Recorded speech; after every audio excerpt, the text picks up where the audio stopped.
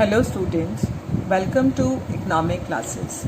ये video chapter foreign exchange rate playlist का part 2 है। इससे पहले इसका एक पार्ट आया जिसमें हमने ये पढ़ा कि फॉरेन एक्सचेंज क्या होता है, फॉरेन एक्सचेंज रेट क्या होता है और किस किस तरह के हमारे एक्सचेंज रेट थे, जिसमें हमने बताया था मैंने आपको कि 3 तरह के हम एक्सचेंज रेट पढ़ेंगे, fix exchange rate, flexible and manage floating.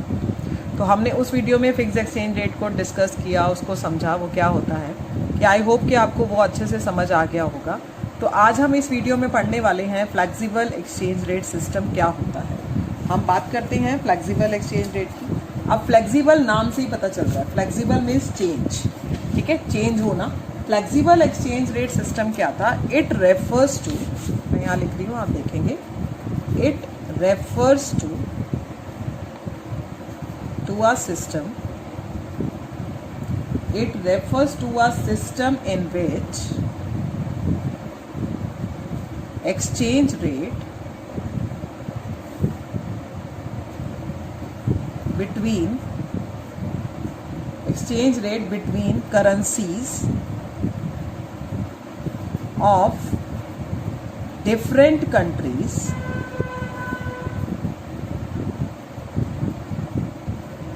is determined by the market forces. Market forces का मतलब डिमांड एंड सप्लाई, ठीक है, market forces of demand and supply. यानी कि ये वो एक्सचेंज रेट सिस्टम है जहां पर हम करेंसीज को, different currencies of the different countries को डिटरमाइन करते हैं, उनके रेट को by the forces of demand and supply. यानी कि इसमें गवर्नमेंट का कोई इंटरवेंशन नहीं होता। First, no government intervention,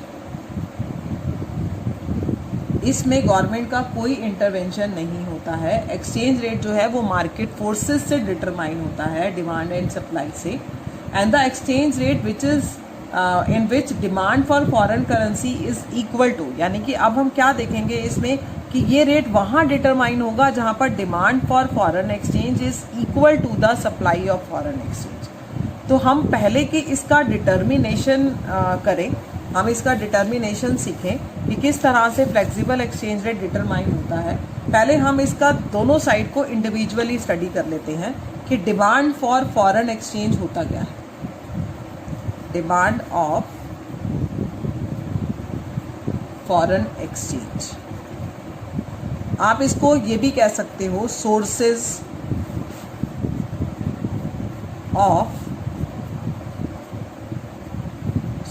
of demand for foreign exchange. वो क्या क्या सोर्सेज हैं जिसकी वजह से हमें फॉरेन एक्सचेंज यानी कि फॉरेन करेंसी की डिमांड करनी पड़ती है। ठीक है, तो हम बात करते हैं सबसे पहली international payment of international loan. मैं अभी आपको पहले पूरा इंडिविजुअली डिमांड एंड सप्लाई बताऊंगी कि डिमांड क्या होता है, सप्लाई क्या होती है। तो सबसे पहला मैंने बताया पेमेंट ऑफ इंटरनेशनल लोन। मान लेते हैं कि यूएसए से लोन लिया इंडिया ने। जब यूएसए ने इंडिया को बच्चों लोन दिया होगा तो वो डॉलर में दिया होगा, ठीक है, वो हमारे पास डॉलर की फॉर्म में आया होगा। तो जब हम कभी भी, ठीक है, जब हम कभी भी उसको वापस तो करेंगे, तो जब भी हम यूएसए को उसको वापस करेंगे तो हम उसको डॉलर की फॉर्म में ही उसकी रीपेमेंट करेंगे। तो डॉलर की फॉर्म में रीपेमेंट करने के लिए हम किसकी डिमांड करेंगे? डॉलर की। यानी कि अगर मान लो यूएसए की गवर्नमेंट इंडियन गवर्नमेंट को लोन दिया कभी, तो लेकिन लोन की वापसी का कोई टर्म्स एंड कंडीशन तो होंगी ना, तो जब भी उसकी रीपेमेंट करी जाएगी तो वो डॉलर की फॉर्म में करी जाएगी। It means that time we are demanding the dollar, हम डिमांड कर रहे हैं डॉलर की। इसी तरह से और लेते हैं इंपोर्ट। आपको पता है इंपोर्ट का मतलब क्या होता है? जब हम बाहर से कुछ भी खरीदते हैं। अब इंडिया जो है अगर रेस्ट ऑफ द वर्ल्ड से इंपोर्ट कर रहा है, ठीक ठीक है, रेस्ट ऑफ द वर्ल्ड से इंपोर्ट कर रहा है, तो इंपोर्ट करने पर वो पैसे देगा। अब कुछ जिस कंट्री से भी करा होगा इंपोर्ट, वो कंट्री रुपी को तो एक्सेप्ट करेगी नहीं, वो अपनी किसको एक्सेप्ट करेगी, फॉरेन करेंसी को। फॉर एग्जांपल ये यूएसए का ही आप ले लो, अगर जापान से वाला मान लो कर रहा है तो जापान को किस फॉर्म में वो पे करेगी, येन की फॉर्म में। तो तब हम किसकी डिमांड कर रहे हैं, फॉरेन करेंसी की। किस कंट्री की, जापान की। तो इस तरह से तब हमारी डिमांड हो रही है फॉरेन करेंसी की। इसके अलावा अब एक पॉइंट और लेते हैं। मान लो हम क्या कर रहे हैं, फॉरेन टूर पर जा रहे हैं, ठीक है, फॉरेन टूर पर घूमने।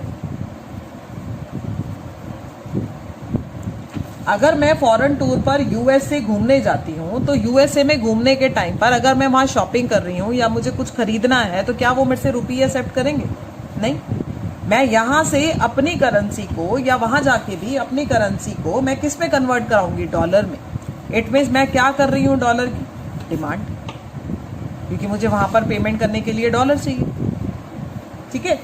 इसी तरह से ऐसे और भी कई सोर्सेज हैं। लाइक मान लो अब मैंने परचेज करी है, ठीक है, मैं इसका 4th पॉइंट लेती हूँ, purchase of assets in foreign countries. मान लो मैं किसी फॉरेन कंट्री के में से एसेट खरीद रही हूँ, शेयर की फॉर्म में ले लूँ, ठीक है, लैंड की फॉर्म में ले लूँ, किसी भी फॉर्म में लूँ। जिस फॉर्म में भी मैं इन्वेस्टमेंट करूँगी, जिस फॉर्म में भी मैं एसेट्स को खरीदूंगी, मुझे उस कंट्री को उसकी ही करेंसी की फॉर्म में पेमेंट करनी पड़ेगी। तो मैं क्या कर रही हूँ, डिमांड कर रही हूँ फॉरेन करेंसी की, ठीक है। अगले पे आते हैं, नेक्स्ट पे, gifts and grants to abroad. अगर हम अब्रॉड किसी भी कंट्री में हमारी गवर्नमेंट किसी और कंट्री को at the time of any crisis कोई ग्रांट भेजती है डोनेशन की फॉर्म में या किसी फॉर्म में, तो इट मीन्स हम उस कंट्री को उनकी करेंसी में ही पेमेंट देंगे वो अमाउंट के लिए। इसका मतलब हम क्या कर रहे हैं, फॉरेन करेंसी की डिमांड कर रहे हैं। तो ये तरीके हैं, ये इतनी सारी चीज़ें थी जो मैंने आपको बताई। एक और बताती हूँ जो है speculative trading in foreign exchange by our resident. मान लो हमारा रेजिडेंट क्या करता है, एक ऐसे टाइम पर फॉरेन की, मान लो डॉलर को खरीद लेता है, डॉलर ले लिया मैंने, जब उसका रेट कम था, ठीक है, और फिर उस डॉलर को उसने बेचा जब उसका रेट बढ़ गया, और क्या कमाया, प्रॉफिट कमाया। तो जब वो खरीद रहा है तो इसका मतलब वो डिमांड कर रहा है। ये होती है सट्टे की एक्टिविटी, इसको सट्टा बोलते हैं, सट्टे में व्यापार करना, फॉरेन करेंसी में व्यापार करना।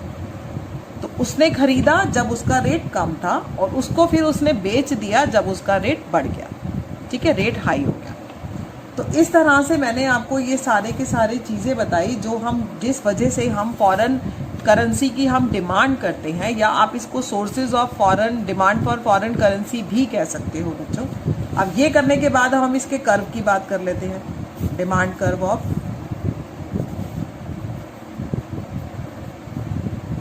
Foreign exchange. मैं फॉरेन एक्सचेंज के डिमांड कर्व की बात करती हूँ। मैंने ये एक्सिस ड्रॉ करा, एक्स एक्सिस पे मैं दिखा रही हूँ demand for foreign exchange,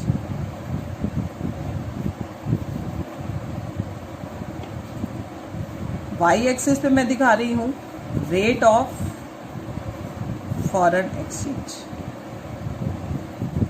rate of exchange. D जो है ये हमारा डिमांड कर्व है of foreign currency, foreign exchange, which is negative slope. Negative slope का मतलब डिमांड और रेट में इनवर्स रिलेशन है, यानी कि नेगेटिव रिलेशन है। कैसे, मान लो जो रेट था वो था OR। जब OR रेट था तो हम डिमांड कर रहे थे OQ फॉरेन करेंसी की। मान लो मैं यहाँ पर डॉलर दिखा रही हूँ, जब डॉलर का रेट OR था तो मैं OQ के बराबर डॉलर की डिमांड कर रही थी। अब रेट जो है मान लो वो बढ़कर OR से OR1 हो जाता है, तो OR1 होते ही मेरी डिमांड जो है वो कम होकर, because of rise in rate, मेरी डिमांड कम होकर OQ1 हो जाती है।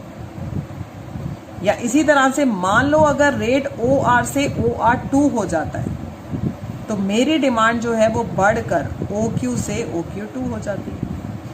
ठीक है, अब यहाँ पर रेट कम हुआ था और डिमांड जो थी वो बढ़ी थी। तो इससे हमने क्या देखा कि ये बताता है कि रेट के साथ हमारा जो रिलेशन है एक्सचेंज रेट का डिमांड के साथ वो इन्वर्स है, कि ज़्यादा रेट पर हम कम डिमांड करते हैं फॉरेन करेंसी की और कम रेट पर हम ज़्यादा डिमांड करते हैं। तो इस तरह से हमने डिमांड साइड को समझा। अब हम बात करते हैं सप्लाई की, सप्लाई ऑफ फॉरेन एक्सचेंज,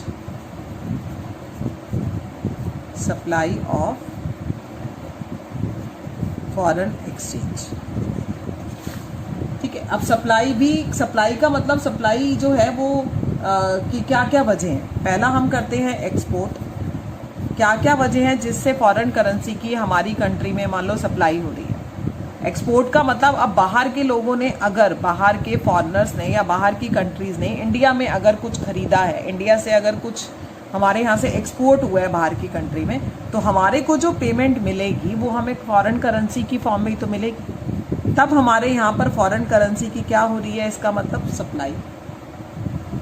इसी तरह से मान लो लोन फ्रॉम अदर कंट्री, अब हमारी गवर्नमेंट बाहर की गवर्नमेंट से मान लो लोन लेती है।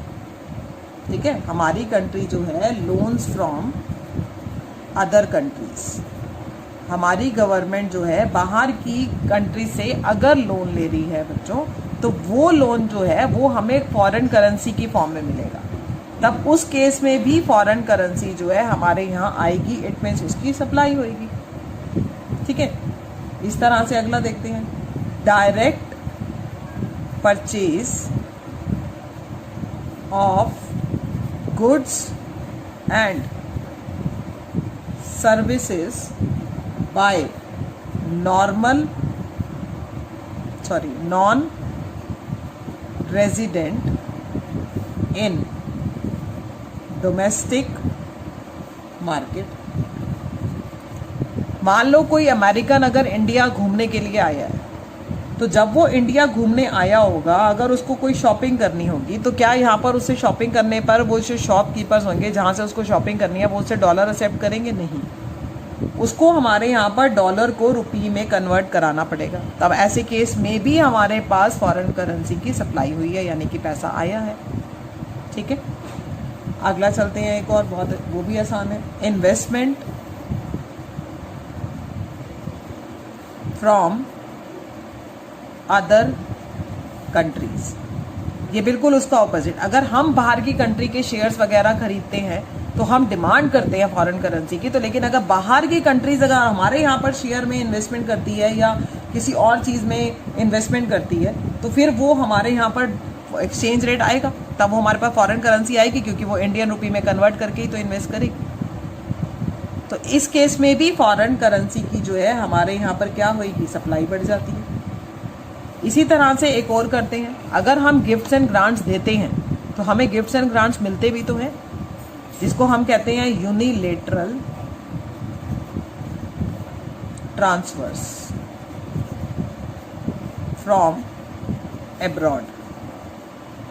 एब्रॉड से यूनिलेटरल ट्रांसफर्स का मिलना, गिफ्ट की फॉर्म में, ग्रांट्स की फॉर्म में। तो ये वो सारे केसेस हैं जिस केसेस में फॉरेन जो करेंसी है, फॉरेन एक्सचेंज जो है उसकी सप्लाई हुई है, वो हमारी कंट्री में आया है। डिमांड के केस में जाना, हमें देना है तो हम डिमांड करेंगे, हमारे यहाँ पर कोई ट्रांजैक्शन हो रही है, हमारे यहाँ से कुछ चीज़ें बिक रही हैं, या हम कोई लोन ले रहे हैं, या कोई बाहर का पर्सन यहाँ घूमने आ रहा है, तो ऐसे केसेस में हमारे यहाँ पर फॉरेन एक्सचेंज आएगा। ठीक है, अब हमने ये सारे के सारे हमने सप्लाई के सोर्सेज भी पढ़े। अब सप्लाई का डायग्राम भी देख लेते हैं एक बार। ये सप्लाई का डायग्राम कैसे बनेगा, ये मैं इसका डायग्राम बनाती हूँ।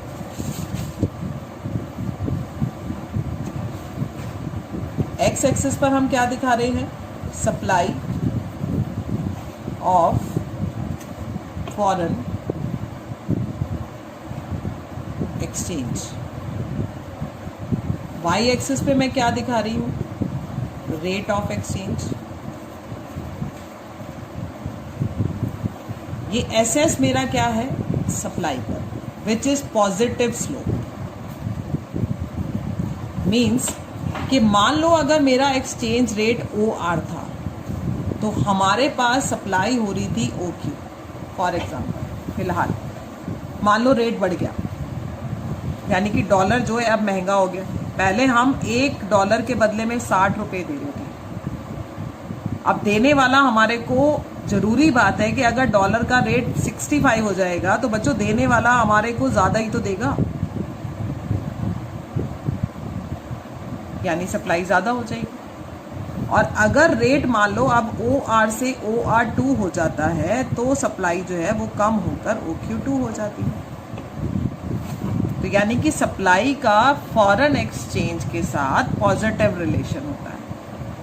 अब जब हमने डिमांड और सप्लाई को दोनों को पढ़ लिया, कि डिमांड को भी सीख लिया और सप्लाई को भी सीख लिया, तो अब हम डिटर्मिनेशन करते हैं। Determination of exchange rate. मैंने आपको पहले भी बताया कि डिटर्मिनेशन ऑफ एक्सचेंज रेट वहां होगा जहां पर आकर डिमांड और सप्लाई एक दूसरे के साथ मिल जाएंगे। डिमांड और सप्लाई एक दूसरे के साथ आके मिल जाएंगे। जैसे मैं आपको एक डायग्राम से समझाती हूँ कैसे आपने इसको एक्सप्लेन करना है। एक्सचेंज रेट का डिटर्मिनेशन अगर आ जाए फ्लेक्सिबल का, तो यहाँ पर हम क्या दिखा रहे हैं? Demand and supply of foreign exchange. ठीक है, यहाँ पर वाई एक्सिस पे क्या दिखा रही हूँ मैं? Rate of exchange. मान लो मेरा ये DD is the demand curve for foreign exchange, SS is the supply curve of foreign exchange, which cut each other at point E. E is the point of equilibrium rate and OQ is the quantity of equilibrium quantity of demand and supply of foreign exchange. ये मेरा equilibrium rate होगा जो मेरा market में determine होगा demand and supply के through. लेकिन अगर मान लो मार्केट के अंदर रेट जो है वो बढ़कर OR से OR1 हो जाता है, तो मैं अगर इसको आगे ले जा रही हूँ तो आप ध्यान से देखना, अब मेरी डिमांड जो है वो हो गई है R1F के बराबर और सप्लाई जो है वो मेरी हो गई है R1G के बराबर। डिमांड मैंने क्या बोली बच्चों आपको? डिमांड R1F, सप्लाई क्या बोली मैंने आपको? R1G। तो FG के बराबर मार्केट में क्या है? Excess supply. अब आपको पता है कि मार्केट में एक्सेस सप्लाई जब ज़्यादा होती है तो rate will start falling. Rate जैसे ही कम होना शुरू हो जाएगा, सप्लाई कम होनी शुरू हो जाएगी और डिमांड जो है वो बढ़नी शुरू हो जाएगी। आपको पता है डिमांड का एक्सटेंशन होता है जब डिमांड रेट किसी भी चीज़ का कम होता है और सप्लाई का कॉन्ट्रैक्शन होता है। तो ये सप्लाई डिमांड का जो सिस्टम है ये तब तक चलेगा कि जब तक हम वापस किस रेट पे नहीं आ जाते हैं? OR पर। इसी तरह से मान लो अगर रेट हो जाता है OR2, अब इस केस में मेरी सप्लाई है वो R2A के बराबर है, डिमांड जो है वो मेरी R2B के बराबर है। यानी कि अब मेरी R2B जो है वो डिमांड है और R2A जो है वो मेरी सप्लाई है। ठीक है, सॉरी, R2A जो है वो मेरी डिमांड है और R2B जो है वो मेरी सप्लाई है। तो जो ये AB का डिफरेंस है ये मेरा एक्सेस डिमांड है। एक्सेस डिमांड के केस में रेट जो है वो राइज होने स्टार्ट होते हैं। रेट का राइज होना आपको पता है सप्लाई का बढ़ना। अब सप्लाई बढ़ती जाएगी और डिमांड जो है वो कम होती जाएगी, पीछे आती जाएगी, यानी कॉन्ट्रैक्ट होती जाएगी।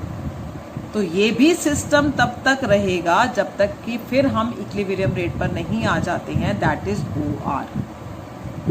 तो ये था हमारा determination of flexible exchange rate system through the demand and supply, जिससे पहले मैंने आपको इंडिविजुअली डिमांड बताया और उसके सोर्सेज बताए, सप्लाई बताई उसके सोर्सेज बताए, फिर मैंने आपको बताया कि किस तरीके से हमारा जो डिमांड और सप्लाई का मिलना होता है और फिर हमारा किस तरीके से एक्सचेंज रेट डिटरमाइन होता है।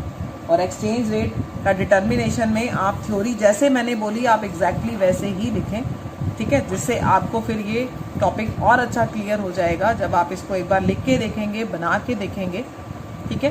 तो हमने इस टॉपिक में, इस वीडियो में हमने सीखा कि फ्लेक्सिबल एक्सचेंज रेट का डिटर्मिनेशन कैसे होता है डिमांड एंड सप्लाई के थ्रू, और जो ये डिमांड एंड सप्लाई है इसके क्या क्या सोर्सेज हैं, हम क्यों डिमांड करते हैं फॉरेन करेंसी की, या सप्लाई किस किस वजह से करते हैं, तो ये सब टॉपिक हमने क्लियर करे। तो अगर आपको वीडियो पसंद आया हो तो लाइक और शेयर ज़रूर करें, और अगर आपने सब्सक्राइब नहीं किया है अभी तक बच्चों तो प्लीज़ चैनल को सब्सक्राइब करने के साथ साथ नोटिफिकेशन बेल को भी प्रेस करें ताकि आने वाली मेरी वीडियोस का नोटिफिकेशन आपको मिल सके। Thank you.